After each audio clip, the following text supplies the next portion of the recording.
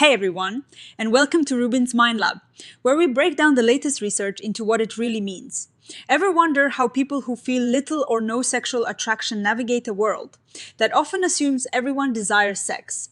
Well, this new study dives deep into that very question, exploring the emotional and mental health challenges faced by asexual spectrum individuals and how they cope. This research team wanted to understand something really important: what connects harmful prejudice experiences to mental health problems for people on the asexual spectrum. Think of it like this: if someone experiences negativity or discrimination because they're asexual, what happens inside their mind and how does that lead to feeling anxious or depressed? They were specifically looking at how certain psychological processes act as bridges, carrying the stress from outside experiences to how someone feels inside. Basically, they gathered information from 261 people who identify as asexual spectrum.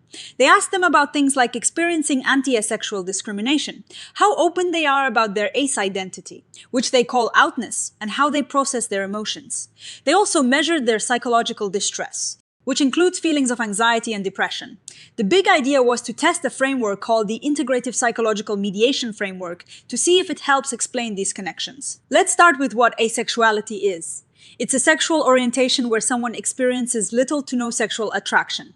It is not about not feeling romantic attraction or not being able to have sex, but specifically about sexual attraction. It is thought that about 0.4 to 1.0% of the population might be asexual. And it exists on a spectrum, with people like gray asexuals and demisexuals also falling under this umbrella.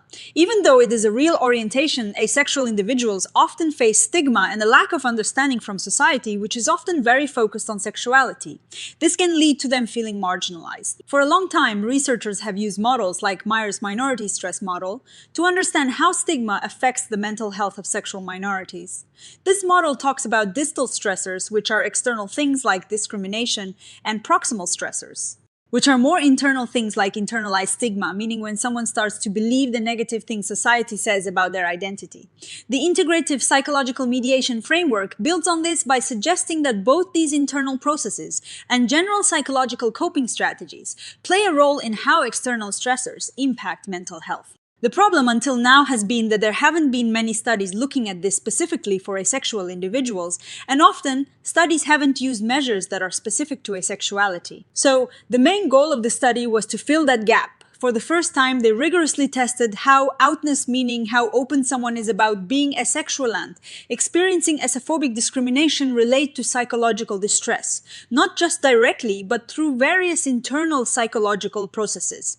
They had specific predictions, like outness will predict psychological distress as mediated by internalized asophobia, meaning they thought being less out would lead to more internalized stigma, which in turn would lead to more distress. They also predicted that discrimination would lead to distress through similar pathways. Now, let's talk about how they did this. They recruited 261 people who identified as asexual spectrum. They took part in an online survey. They used established and newly developed questionnaires to measure. First, how much asophobic discrimination they experienced. Second, how out they were about their asexual identity.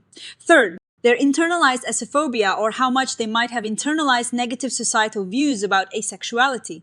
Fourth, their tendency to ruminate or get stuck in negative thought loops. Fifth, their emotion regulation strategies, specifically cognitive reappraisal, changing how they think about a situation to feel better, and expressive suppression, holding back their emotions. And finally, their psychological distress, measuring both anxiety and depression. They used a statistical tool to see if the things like internalized asophobia or expressive suppression acted as go-betweens or mediators in the relationship between outness, discrimination, and distress. They controlled for age and gender to make sure those weren't skewing the results. So, what did they find, and what is the story here? The results showed some really important connections. They found that the less out people were about their asexual identity, the more internalized stigma they tended to feel.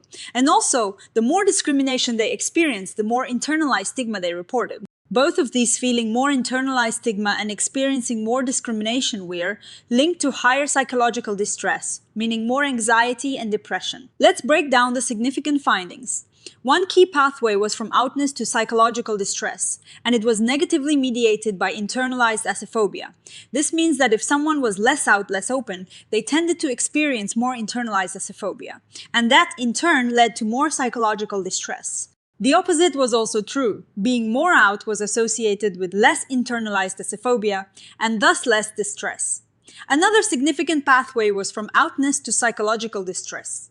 But this time it was mediated by expressive suppression. Again, this was a negative indirect effect. So, people who were less out tended to use more expressive suppression, meaning they held back their emotions more, and this also led to more psychological distress. They also found significant indirect effects from asophobic discrimination to psychological distress. First, discrimination was positively mediated by internalized asophobia. This means that experiencing more discrimination led to more internalized asophobia, which then led to more psychological distress. Second, discrimination was also positively mediated by expressive suppression. So, higher levels of discrimination led to more use of expressive suppression, which also contributed to higher psychological distress. What does all this mean? The study's findings strongly support the idea that the integrative psychological mediation framework is a useful way to understand mental health in asexual spectrum individuals. It highlights that two key psychological processes, internalized asophobia and expressive suppression, are crucial links. For instance, the less someone felt comfortable being out about their asexual identity, the more likely they were to internalize negative societal views and to suppress their emotions. And similarly, experiencing asophobic discrimination intensified these internal struggles, leading to more internalized stigma and emotional suppression. Crucially, both increased internalized asophobia and increased expressive suppression were linked to higher levels of psychological distress. Now, like all research, this study has its limitations. The biggest one is that the data was collected at a single point in time, cross-sectional. This means they can show associations and how one thing might be linked to another through a mediator, but they can't definitively say that one thing caused another. For example, could someone experiencing distress be more likely to recall past discrimination or to be less out? This is a classic chicken and egg problem that future research with a longitudinal design will help untangle. Also, the majority of participants were from global north countries.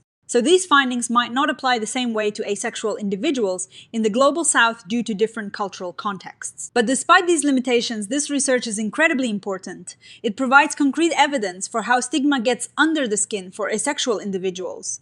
This framework, the Integrative Psychological Mediation Framework, can be a really valuable tool for both researchers and clinicians. For researchers, it suggests specific pathways to explore further, especially using longitudinal studies to understand cause and effect and developing even more nuanced measures. For clinicians, it means they can start to develop interventions that specifically target internalized asophobia and expressive suppression.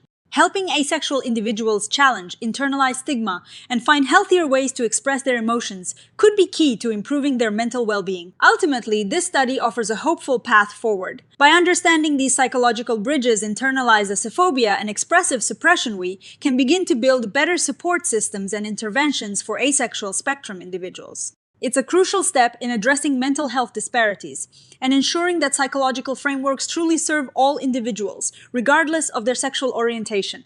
Thank you so much for joining us on RUBIN'S Mind Lab. If you found this video helpful, please give it a like, leave a comment with your thoughts. And don't forget to subscribe for more dives into the fascinating world of psychology. See you next time.